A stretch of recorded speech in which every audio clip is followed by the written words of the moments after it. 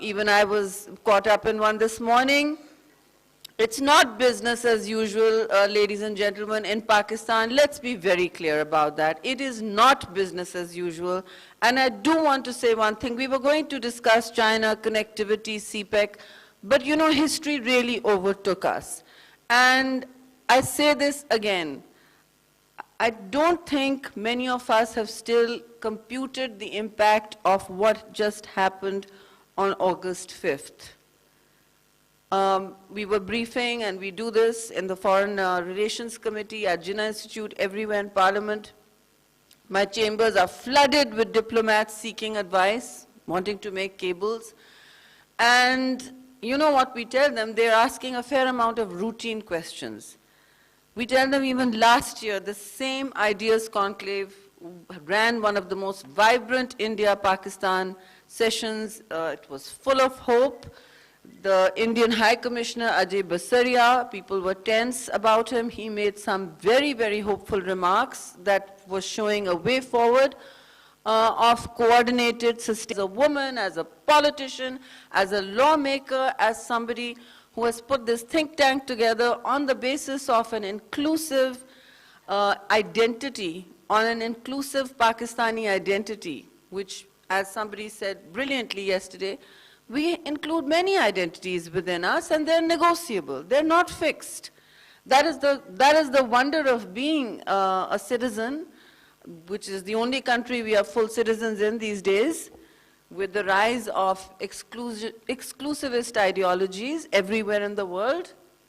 So we need to ask ourselves, all our manifestos for change, and I speak even for the political party I am a part of, and many others now, mainstream political parties, even a year ago, were all united. And it took a lot of hard work, and this is what Jinnah Institute also does. We were all united on one thing, and that is we want peace in the region. This is a big change for those of you who are 30-something. It was not always like this. And suddenly, to me, who's going to be 60 in 2 years, yes, you know, these milestones matter because history is changing in front of our eyes. Now, what Humayun Khan will be able to tell you will be different. And a name comments. And one thing I did not agree with, I know that there is a reality, there's a norm that nations and diplomats, and I say this repeatedly, states rather, not nations, are taught to defend their interests before anything else. But actually, no. Humanity has changed. This is where the nature of power has changed. It has changed over the centuries. We are not the beast we were 100 years ago. We may be becoming another one, but we were not the beast we were 100 years ago. And why do I say that? There was a reformation in Islam, in Christianity, in global civilization, even after the 2 world wars. And I agree with Fatmi Saab, yes, diplomats must do that. I have no training as a diplomat.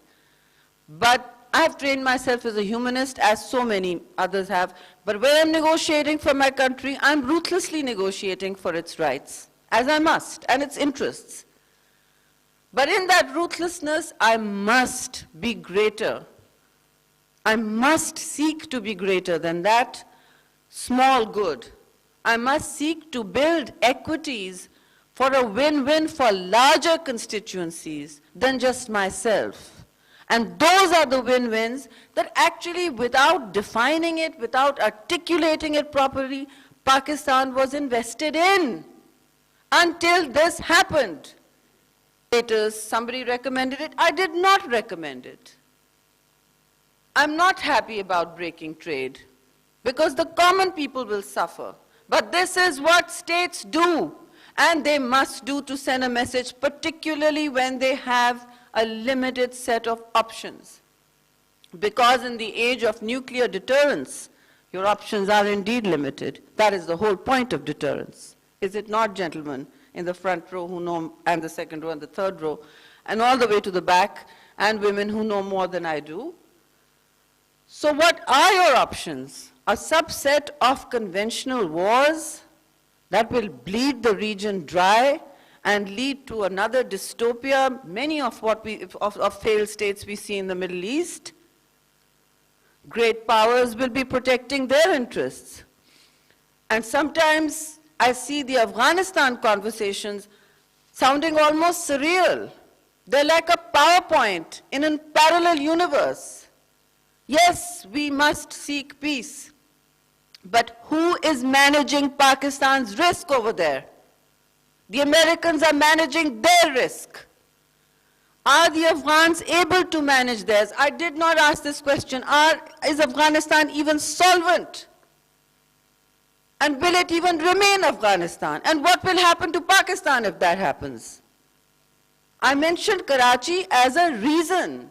It is transformed demographically. Yes, we are a city of refugees because we are prosperous, we provide jobs on the fly, on the street, in the informal economy, in the formal economy. Even now, there is investment happening in Pakistan and in Karachi, especially Karachi. It is just a city born of hope amongst dystopias. And indeed, the refugees have made it what it is. India just reset history. If this was Francis Fukuyama, he would say history began afresh in South Asia, and perhaps in Asia, and perhaps even the world. Because let's be very clear, what will happen in Kashmir will not stay in Kashmir. It will not.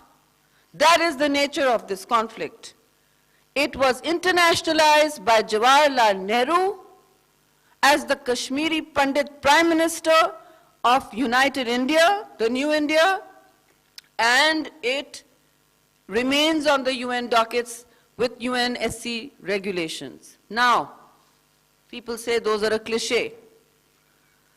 My dear, ask a woman who lives multiple lives how important clichés and laws are, because any vulnerable community will tell you, I'm not vulnerable, I've come a long way from that, but I see vulnerable all around me and I recognize them.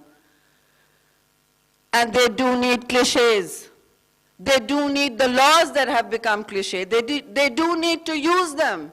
They need to hang their hat on something. They need to wake up in the morning and say, this is what we are fighting for. Lawmakers from all parties, when Pakistan is in danger, or Pakistan is about to profit internationally, you can put us all in jails, we will come together for Pakistan without demur. I was told to spend the whole day in the Speaker's lobby making sure the best and the most fortified resolution came out from all of us. And the government happily relies on our expertise or political experience, shall we say. So the world just sees these divisive speeches. That's not really what happens. As the only parliamentarian in the room and someone who has a seat at the table, I should tell you this. I should share this with you. That there is indeed hope, but the center must hold, and you must build consensus by not polarizing Pakistan at one of its most dangerous flashpoints today, turning points. I often laugh in political, tell ourselves it's business as usual. The BBC asked me, I was cantankerous, I'd done a 17-hour day. CNN was asking Chairman Bilawal, I said, you've just got to do this. I don't know who else is going to do it. We're going to have to do this.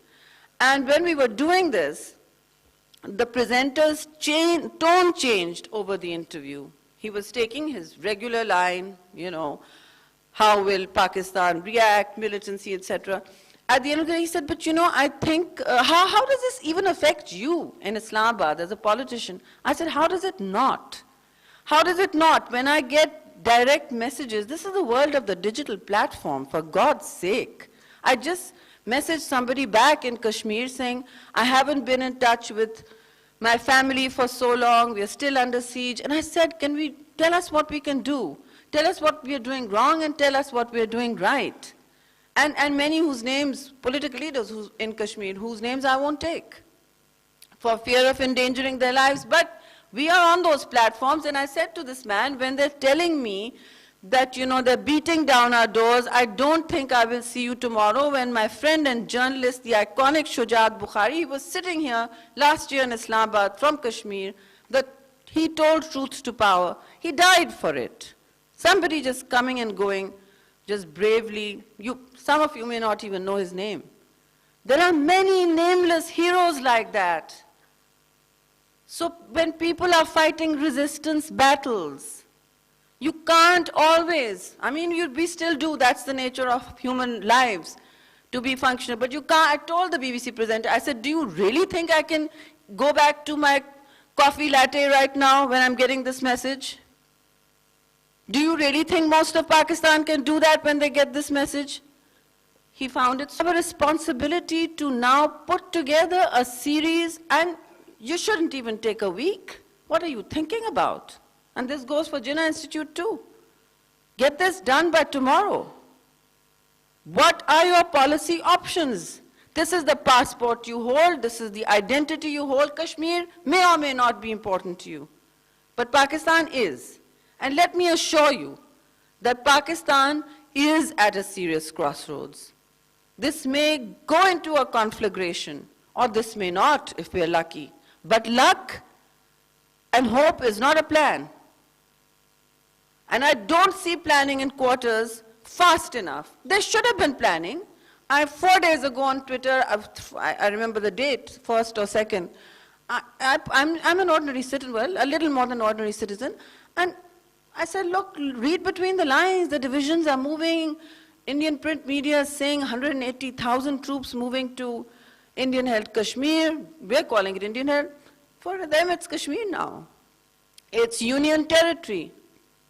How do we challenge this done deal? What is the state of our lawfare? Is the Foreign Office even using this term? Because the Indian one is, let me assure you. They have a huge office of public diplomacy while we're still reading our scripts. Right? With our little French paras. No, the world has changed. The world is now about the narrative, the public diplomacy, the speaking, calling out the New York Times. Everybody's praising this New York Times editorial. I read it today, and I said, I asked them, what is a majoritarian democracy? Democracies are by definition majoritarian. You have 6 in the National Assembly extra, you're a majority. That's how it works. No, use the name you want to. Use call it the label you need to, which is authoritarian, intolerant, and frankly, if you're ethnically cleansing, which you are, there's a difference between genocide and ethnic cleansing. And there is chapter and verse by Amnesty International and Human Rights Watch, in case people need to see it, on the right offices and use it. It's called the new fascism. That is what it's called. Why the session was supposed to be changing global power. Oh yes, global power is changing. But global power has changed, and if you go back to the, 200 years before, there were the Dark Ages. They were called the Dark Ages for a reason. Power was only based on brute force. Life was Hobbesian, nasty, brutal, and short. And if all of you, those of you who saw Game of Thrones and who are addicts of it, you remember what they said to Cersei? Somebody said, some clever advisor said, oh, Madam Princess or Queen or whatever, knowledge is power, the old cliche. And she said, no, power is power. Is that the world we are going back to? Because that is what she said. She did not need legitimacy. She did not need to be democratic. She did not need to be answerable to anybody. That is, any vulnerable community will tell you, is never given, and it is not taken from a comfort zone. It doesn't happen, as I said to somebody, by going to the Sin Club when they still don't allow you to be a full voting member. Separate aside. Next year's session on elite parochialism. But Here it is. You have to pay a price. You have to, burn the woman hours, do whatever it is in your agency to change the world around you, and power must be rooted in legitimacy. What was the United Nations all about after the Second World War? What was it all about? It's falling apart now. Yeah, yes it is. But call it out. China is being called out. Oh, its human rights don't match up. Well, let's just call out everybody for their human rights, including ourselves. We had a stellar session on our own deficits. Our own deficits. We have many. But let's not accept and normalize everything. And it may be done. You may be railing and ranting against it for the rest of your living lives. But are you just going to accept it? That's a decision we all need to make collectively and in Parliament. I never said Kashmir banega Pakistan. I don't want Pakistan to go into a conflagration. I need to ask Kashmir kya khud banega. We have given them that right. They need to decide. And perhaps they want to become Pakistan. But they are stakeholders. It's not a piece of territory. We can't treat it like India. India has treated it like a back. Salman Bashir said to me yesterday. So unki bhi to koi hukuk hain. They have some rights. And we have parties in Azad Kashmir. We have political parties and people who will be burning our phone lines through Eid. Let me assure you, we'll have no Eid. Those are our lives. Because you may even have a set of refugees. People may be saying now, what happens to CPEC? Well, we have to assure all CPEC projects are clear and running and secured. Only the one on Neelam Jhelum needs extra security. The rest are secured. The rest of Pakistan must stay secured. It will stay secured. For crying out loud, we have a huge military, and they are assuring us you're secured. You do it in committees all day long, what we were doing yesterday. Making the resolution, you just do it. But right now, there seems to be some flurry of divisiveness about everything. Let's just make speeches and let's not do the grunt work. So when push comes to shove, we do the grunt work while the government's watching most of the time. But this can't go on. This really can't go on. We have to do the grunt work. We have Afghanistan to worry about. Believe me, the Americans are only managing their risk. And so they should.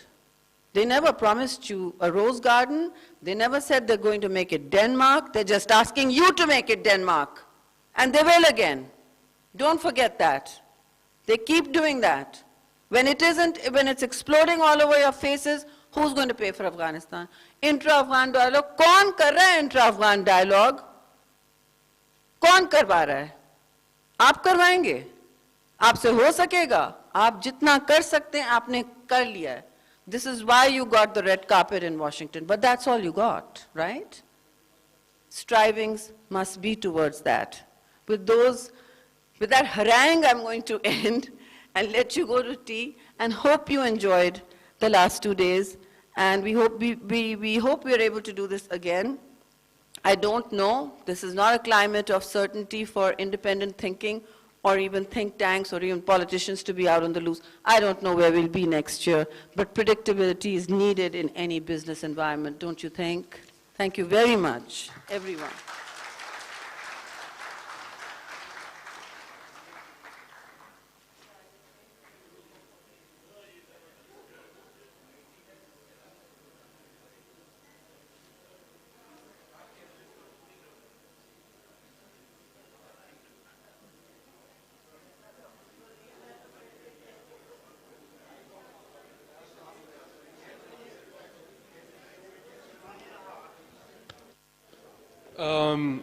Ladies and gentlemen, all our guests, we have tea at the back.